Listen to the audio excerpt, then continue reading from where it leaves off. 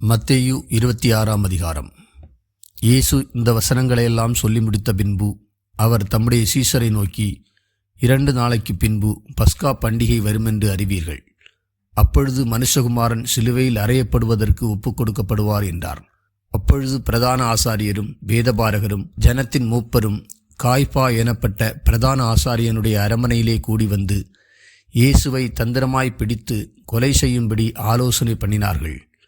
ஆகிலும் ஜனங்களுக்குள்ளே கலகமுண்டாகாதபடிக்கு பண்டிகையிலே அப்படி செய்யலாகாது என்றார்கள்.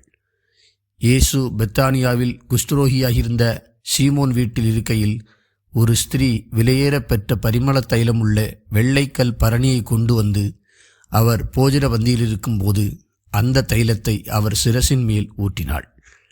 அவருடைய சீஷர்கள் அதை கண்டு விசனமடைந்து, இந்த வீண் செலவு என்னத்துக்கு? இந்த தைலத்தை உயர்ந்த விலைக்கு விற்று தரித்திரருக்கு கொடுக்கலாமே என்றார்கள். இயேசு அதை அறிந்து அவர்களை நோக்கி, நீங்கள் இந்த ஸ்திரீயை ஏன் தொந்தரவுப்படுத்துகிறீர்கள்? என்னிடத்தில் நற்கிரியையை செய்திருக்கிறாள். தரித்திரர் எப்போதும் உங்களிடத்தில் இருக்கிறார்கள், நானோ எப்போதும் உங்களிடத்தில் இரேன். இவள் இந்த தைலத்தை என் சரீரத்தின் மேல் ஊற்றினது என்னை அடக்கம் பண்ணுவதற்கு எத்தனமான செய்கையாயிருக்கிறது. இந்த சுவிசேஷம் உலகத்தில் எங்கெங்கே பிரசங்கிக்கப்படுமோ அங்கங்கே இவளை நினைப்பதற்காக இவள் செய்ததும் சொல்லப்படும் என்று மெய்யாகவே உங்களுக்கு சொல்லுகிறேன் என்றார். அப்பொழுது 12 ஒருவனாகிய யூதாஸ் காரியோத்து என்பவன் பிரதான ஆசாரியரிடத்துக்கு போய், நான் அவரை உங்களுக்கு காட்டி கொடுக்கிறேன், நீங்கள் எனக்கு என்ன கொடுக்கிறீர்கள் என்றான். அவர்கள் அவனுக்கு 30 வெள்ளிக்காசை கொடுக்க உடன்பட்டார்கள். அது முதல் அவன் அவரை காட்டி கொடுப்பதற்கு சமயம் பார்த்து கொண்டிருந்தான். புளிப்பில்லாத அப்ப பண்டிகையின் முதல் நாளிலே சீஷர்கள் இயேசுவினிடத்தில் வந்து, பஸ்காவை புசிப்பதற்கு நாங்கள் எங்கே உமக்கு ஆயத்தம் பண்ண சித்தமாயிருக்கிறீர் என்று கேட்டார்கள். அதற்கு அவர், நீங்கள் நகரத்திலே இன்னானிடத்திற்கு போய், என் வேலை சமீபமாயிருக்கிறது, உன் வீட்டிலே என் சீஷரோடு கூட பஸ்காவை ஆசரிப்பேன் என்று போதகர் சொல்லுகிறார் என்று அவனுக்கு சொல்லுங்கள் என்றார். இயேசு கற்பித்தபடி சீஷர்கள் போய் பஸ்காவை ஆயத்தம் பண்ணினார்கள். சாயங்காலமான போது 12 கூட அவர் பந்தியிருந்தார். அவர்கள் போஜனம் பண்ணுகையில் அவர், உங்களில் ஒருவன் என்னை காட்டி கொடுப்பான் என்று மெய்யாகவே உங்களுக்கு சொல்லுகிறேன் என்றார். அப்பொழுது அவர்கள் மிகவும் துக்கமடைந்து அவரை நோக்கி, ஆண்டவரே, நானோ என்று ஒவ்வொருவராய் கேட்கத் தொடங்கினார்கள். அவர் பிரதியுத்தரமாக, என்னோடே கூட தாளத்தில் கையிடுகிறவனே என்னை காட்டி கொடுப்பான். மனுஷகுமாரன் தம்மை குறித்து எழுதியிருக்கிறபடியே போகிறார். ஆகிலும் எந்த மனுஷனால் மனுஷகுமாரன் காட்டி கொடுக்கப்படுகிறாரோ அந்த மனுஷனுக்கு ஐயோ! அந்த மனுஷன் பிறவாதிருந்தானால் அவனுக்கு நலமாயிருக்கும் என்றார். அவரை காட்டி கொடுத்த யூதாசும் அவரை நோக்கி, ரபி, நானோ என்றான். அதற்கு அவர், நீ சொன்னபடிதான் என்றார். அவர்கள் போஜனம் பண்ணுகையில் இயேசு அப்பத்தை எடுத்து ஆசீர்வதித்து அதை பிட்டு சீஷர்களுக்கு கொடுத்து, நீங்கள் வாங்கி புசியுங்கள், இது என்னுடைய சரீரமாயிருக்கிறது என்றார். பின்பு பாத்திரத்தையும் எடுத்து ஸ்தோத்திரம் பண்ணி அவர்களுக்கு கொடுத்து, நீங்கள் எல்லாரும் இதிலே பானம் பண்ணுங்கள், இது பாவம் மன்னிப்புண்டாகும்படி அநேகருக்காக சிந்தப்படுகிற புது உடன்படிக்கைக்குரிய என்னுடைய இரத்தமாயிருக்கிறது. இது முதல் இந்த திராட்சைப்பழரசத்தை நவமானதாய் உங்களோடு கூட என் பிதாவின் ராஜ்யத்தில் நான் பானம் பண்ணும் நாள் வரைக்கும் இதை பானம் பண்ணுவதில்லை என்று உங்களுக்கு சொல்லுகிறேன் என்றார்.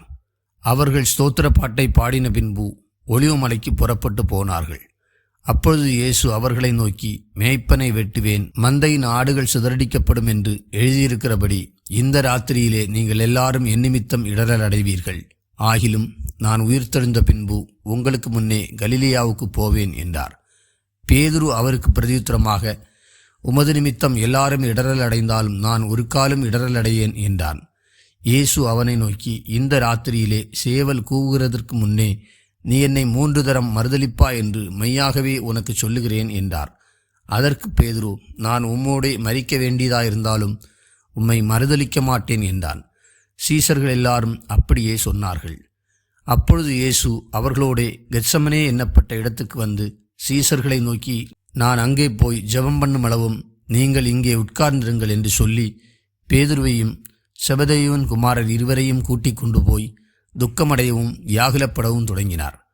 அப்பொழுது அவர், என் ஆத்துமா மரணத்துக்கு ஏதுவான துக்கம் கொண்டிருக்கிறது, நீங்கள் இங்கே தங்கி என்னோட கூட விழித்திருங்கள் என்று சொல்லி சற்று அப்புறம் போய் முகங்குப்புற விழுந்து, என் பிதாவே, இந்த பாத்திரம் என்னை விட்டு நீங்கக்கூடுமானால் நீங்கும்படி செய்யும். ஆகிலும் என் சித்தத்தின்படியல்ல, உம்முடைய சித்தத்தின்படியே ஆக கிடவது என்று ஜெபம் பண்ணினார். பின்பு அவர் சீஷர்களிடத்தில் வந்து அவர்கள் நித்திரை பண்ணுகிறதைக் கண்டு பேதுருவை நோக்கி, நீங்கள் 1 மணி நேரமாவது என்னோடு கூட விழித்திருக்க கூடாதா? நீங்கள் சோதனைக்குட்படாதபடிக்கு விழித்திருந்து ஜெபம் பண்ணுங்கள். ஆவி உற்சாகம் உள்ளதுதான், மாம்சமோ பலவீனமுள்ளது என்றார். அவர் மறுபடியும் 2ஆம் தரம் போய், என் பிதாவே, இந்த பாத்திரத்தில் நான் பானம் பண்ணினாலொழிய இது என்னை விட்டு நீங்கக்கூடாதாகில் உம்முடைய சித்தத்தின்படி ஆக கடவது என்று ஜெபம் பண்ணினார். அவர் திரும்ப வந்தபோது அவர்கள் மறுபடியும் நித்திரை பண்ணுகிறதைக் கண்டார்.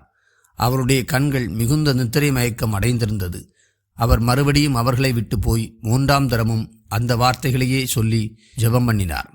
பின்பு அவர் தம்முடைய சீஷர்களிடத்தில் வந்து, இனி நித்திரை பண்ணி இளைப்பாருங்கள். இதோ மனுஷகுமாரன் பாவிகளுடைய கைகளில் ஒப்புக் கொடுக்கப்படுகிற வேளை வந்தது. என்னை காட்டிக் கொடுக்கிறவன் இதோ வந்துவிட்டான், எழுந்திருங்கள், போவோம் என்றார். அவர் இப்படி பேசுகையில் 12 ஒருவனாகிய யூதாஸ் வந்தான்.